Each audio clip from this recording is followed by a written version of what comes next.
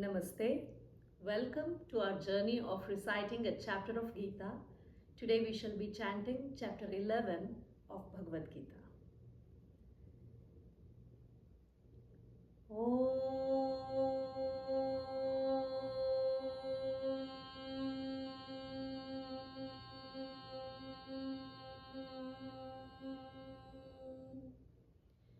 ॐ श्री परमात्मने नमः।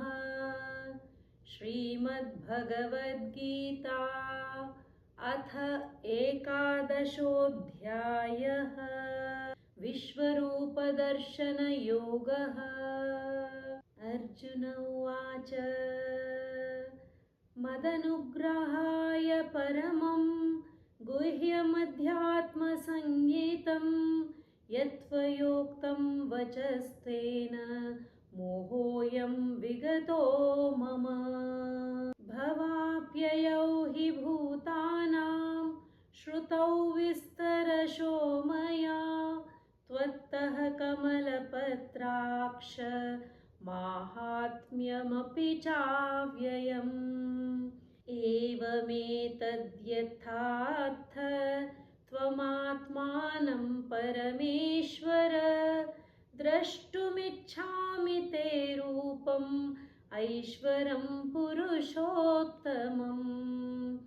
मन्यसे यदि तच्छक्यं मया द्रष्टुमिति प्रभो योगेश्वर ततो मे त्वं दर्शयात्मानमव्ययम्। श्रीभगवानुवाच पश्य मे पार्थरूपाणि शतशोऽथ सहस्रशः नानाविधानि दिव्यानि नानावर्णाकृतीनि च। पश्यादित्यान् वसून् रुद्रान् अश्विनौ मरुतस्तथा बहून्यदृष्टपूर्वाणि पश्याश्चर्याणि भारत। इहैकस्थं जगत्कृत्स्नं पश्याद्य सचराचरं मम देहे गुडाकेश यच्चान्यद्द्रष्टुमिच्छसि। न तु मां शक्यसे द्रष्टुम् अनेनैव स्वचक्षुषा दिव्यं ददामि ते चक्षुः पश्य मे योगमैश्वरम्। सञ्जय उवाच एवमुक्त्वा ततो राजन् महायोगेश्वरो हरिः दर्शयामास पार्थाय परमं रूपमैश्वरम्। अनेकवक्त्रनयनम् अनेकाद्भुतदर्शनम् अनेकदिव्याभरणं दिव्यानेकोद्यतायुधम्। दिव्यमाल्याम्बरधरं दिव्यगन्धानुलेपनं सर्वाश्चर्यमयं देवम् अनन्तं विश्वतोमुखम्। दिवि सूर्यसहस्रस्य भवेद्युगपदुत्थिता यदि भाससदृशी सा स्याद्भासस्त्यस्य महात्मनः। तत्रैकस्थं जगत्कृत्स्नं प्रविभक्तमनेकधा अपश्यद्येव देवस्य शरीरे पाण्डवस्तदा। ततः स विस्मयाविष्टो हृष्टरोमा धनञ्जयः प्रणम्य शिरसा देवं कृताञ्जलिरभाषत। अर्जुन उवाच पश्यामि देवांस्तव देवदेहे सर्वांस्तथा भूतविशेषसङ्गान् ब्रह्माणमीशं कमलासनस्थं ऋषींश्च सर्वानुरगांश दिव्यान्। सहस्रबाहूदरवक्त्रनेत्रं पश्यामि त्वां सर्वतोऽनन्तरूपं नान्तं न मध्यं न पुनस्तवादिं पश्यामि विश्वेश्वर विश्वरूप। किरीटिनं गदिनं चक्रिणं च तेजोराशिं सर्वतो दीप्तिमन्तं पश्यामि त्वां दुर्निरीक्ष्यं समन्ताद् दीप्तानलार्कद्युतिमप्रमेयम्। त्वमक्षरं परमं वेदितव्यं त्वमस्य विश्वस्य परं निधानं त्वमव्ययः शाश्वतधर्मगोप्ता सनातनस्त्वं पुरुषो मतो मे।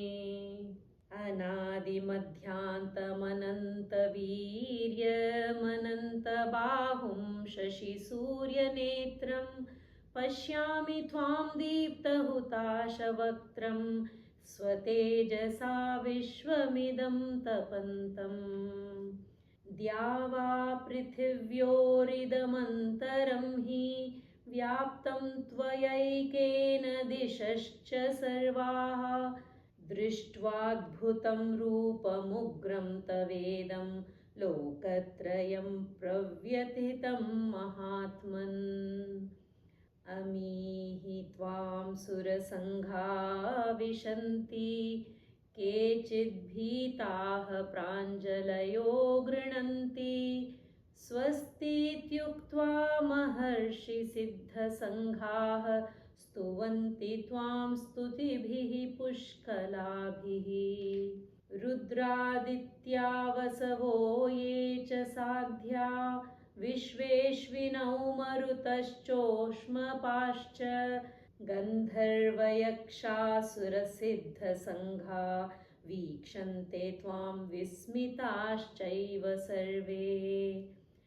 रूपं महत्ते बहुवक्त्रनेत्रं महाबाहो बहुबाहुरूपादं बहूदरं बहुदंष्ट्राकरालं दृष्ट्वा लोकाः प्रव्यथितास्तथाहम्। नभः स्पृशं दीप्तमनेकवर्णं व्यात्ताननं दीप्तविशालनेत्रं दृष्ट्वा हि त्वां प्रव्यथितान्तरात्मा धृतिं न विन्दामि शमं च विष्णो। दंष्ट्राकरालानि च ते मुखानि दृष्ट्वैव कालानलसन्निभानि दिशो न जाने न लभे च शर्म प्रसीद देवेश जगन्निवास। अमी च त्वां धृतराष्ट्रस्य पुत्राः सर्वे सहैवावनिपालसङ्घैः भीष्मो द्रोणः सूतपुत्रस्तथासौ सहास्मदीयैरपि योधमुख्यैः। वक्त्राणि ते त्वरमाणविशन्ति दंष्ट्राकरालानि भयानकानि केचिद्विलग्ना दशनान्तरेषु सन्दृश्यन्ते चूर्णितैरुत्तमाङ्गैः। यथा नदीनां बहवोऽम्बुवेगाः समुद्रमेवाभिमुखा द्रवन्ति तथा तवामि नरलोकवीरा विशन्ति वक्त्राण्यभिविज्वलन्ति। यथा प्रदीप्तं ज्वलनं पतङ्गा विशन्ति नाशाय समृद्धवेगाः तथैव नाशाय विशन्ति लोका स्तवापि वक्त्राणि समृद्धवेगाः। लेलिह्यसे ग्रसमानः समन्तात् लोकान् समग्रान् वदनैर्ज्वलद्भिः तेजोभिरापूर्य जगत्समग्रं भासस्तवोग्राः प्रतपन्ति विष्णो। आख्याहि मे को भवानुग्ररूपो नमोऽस्तु ते देववर प्रसीद विज्ञातुमिच्छामि भवन्तमाद्यं न हि प्रजानामि तव प्रवृत्तिम्। श्रीभगवानुवाच कालोऽस्मि लोकक्षयकृत् प्रवृद्धो लोकान् समाहर्तुमिह प्रवृत्तः ऋतेऽपि त्वां न भविष्यन्ति सर्वे येव स्थिताः प्रत्यनीकेषु योधाः। तस्मात् त्वम् उत्तिष्ठ यशो लभस्व जित्वा शत्रून् भुङ्क्ष्व राज्यं समृद्धं मयैवैते निहताः पूर्वमेव निमित्तमात्रं भव सव्यसाचिन्। द्रोणं च भीष्मं च जयद्रथं च कर्णं तथान्यानपि योधवीरान् मया हतांस्त्वं जहिमा व्यथिष्ठा युध्यस्व जेतासि रणे सपत्नान्। सञ्जय उवाच एतत् श्रुत्वा वचनं केशवस्य कृताञ्जलिर्वेपमानः किरीटी नमस्कृत्वा भूय एवाह कृष्णं सगद्गदं भीतः प्रणम्य। अर्जुन उवाच स्थाने ऋषिकेश तव प्रकीर्त्या जगत्प्रहृष्यत्यनुरज्यते च रक्षांसि भीतानि दिशो द्रवन्ति सर्वे नमस्यन्ति च सिद्धसङ्गाः। कस्माच्च तेन न मेरन्महात्मन् गरीयसे ब्रह्मणोऽप्यादिकर्त्रे अनन्तदेवेश जगन्निवास त्वमक्षरं सदसत्तत्परं यत्। त्वमादिदेवः पुरुषः पुराणः त्वमस्य विश्वस्य परं निधानं वेत्तासि वेद्यं च परं च धाम त्वया ततं विश्वमनन्तरूप। वायुर्यमो अग्निर्वरुणः शशाङ्कः प्रजापतिः त्वं प्रपितामहश्च नमो नमस्तेस्तु सहस्रकृत्वः पुनश्च भूयोऽपि नमो नमस्ते।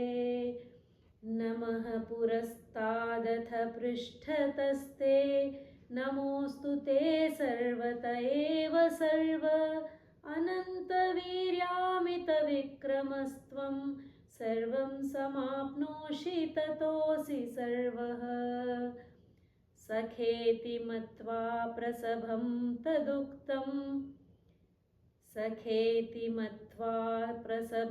यदुक्तं हे कृष्ण हे यादव हे सखेति अजानता महिमानं त्ववेदं मया प्रमादात् प्रणयेन वापि।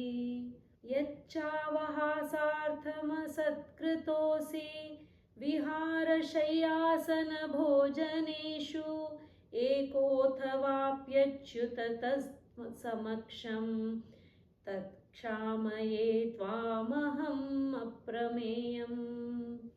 पितासि लोकस्य चराचरस्य त्वमस्य पूज्यश्च गुरुर्गरीयान् न त्वत्समोऽस्त्यभ्यधिकः कृतोऽन्यो लोकत्रयेऽप्यप्रतिमप्रभाव। तस्मात् प्रणम्य प्रणिधाय कायं प्रसादये त्वामहमीशमीयं पितेव पुत्रस्य सखेव सख्युः प्रियः प्रियायार्हसि देव सोढुम्। अदृष्टपूर्वं हृषितोऽस्मि दृष्ट्वा भयेन च प्रव्यथितं मनो मे तदेव मे दर्शय देवरूपं प्रसीद देवेश जगन्निवास। किरीटिनं गदिनं चक्रहस्तम् इच्छामि त्वां द्रष्टुमहं तथैव तेनैव रूपेण चतुर्भुजेन सहस्रबाहो भव विश्वमूर्ते। श्रीभगवानुवाच मया प्रसन्नेन तवार्जुनेदं रूपं परं दर्शितमात्मयोगात् तेजोमयं विश्वमनन्तमाद्यं यन्मे त्वदन्येन न दृष्टपूर्वम्।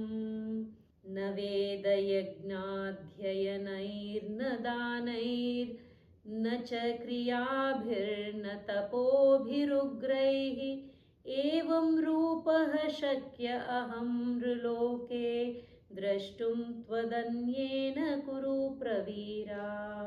मा ते व्यथा मा च विमूढभावो दृष्ट्वा रूपं घोरमिदं व्यपेतभिः प्रीतमनाः पुनस्त्वं तदेव मे रूपमिदं प्रपश्य। संजय उवाच इत्यर्जुनं वासुदेवस्तथोक्त्वा स्वकं रूपं दर्शयामास भूयः आश्वासयामास च भीतमेनं भूत्वा पुनः सौम्य वपुर्महात्मा। अर्जुन उवाच दृष्ट्वेदं मानुषं रूपं तव सौम्यं जनार्दन इदानीमस्मि संवृत्तः सचेताः प्रकृतिं गतः। श्रीभगवानुवाच सुदुर्दर्शमिदं रूपं दृष्ट्वानसि यन्मम देवाप्यस्य रूपस्य नित्यं दर्शनकाङ्क्षिणः।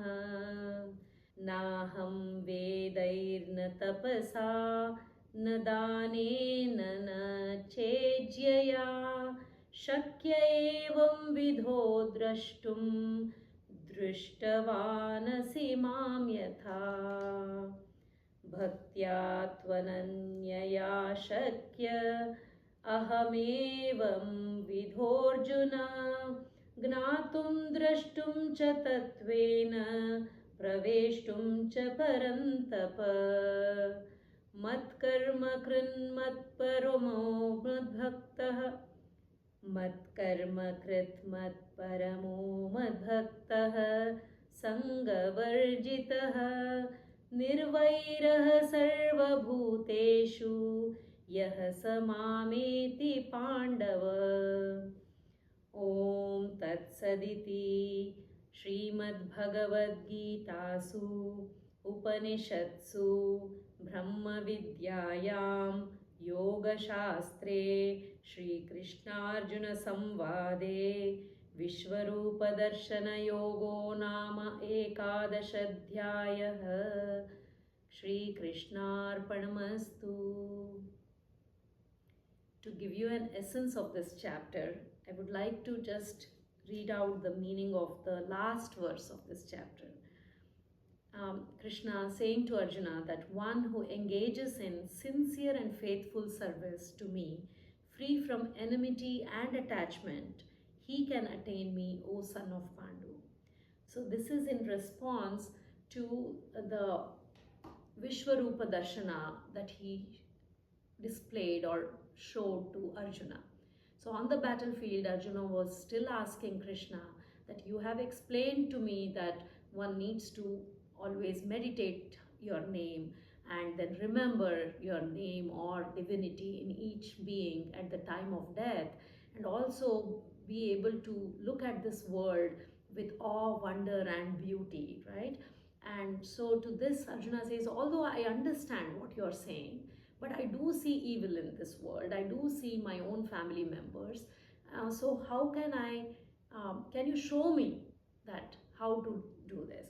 And so Lord Krishna shows his magnificent Virata Rupa, or that form where he shows that people are dying and they all are entering him in his magnificent form, and there are new beings that are being born, and he is both seen as evil and good in this universe. And but when he sees this magnificent form, he gets scared, extremely scared, because he thought Krishna was his friend, cousin, mentor, charioteer. He even asked Krishna to be his charioteer, and he thought he can ask him anything. Now he sees him as this magnificent um, form, and he gets really affected by it. So to this, Krishna says that you are one of the kind who has seen this form. Even sages who have meditated, who have done all the japas or the rituals and worship for years, have not been able to see me in this form. By that he means he's not talking about Arjuna as a human being. He's talking about a person who has the empathetic heart like Arjuna, who, in spite of being a master archer and warrior, still, when he sees his family on the other side, he has empathy and love for his beings.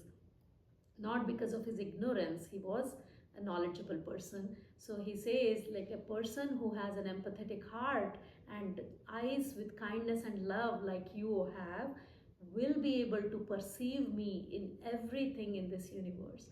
So this is the essence of this chapter. I hope you like the essence and the recitation of this chapter. Let us continue this journey, meeting next time with the next chapter. Thank you. Namaste.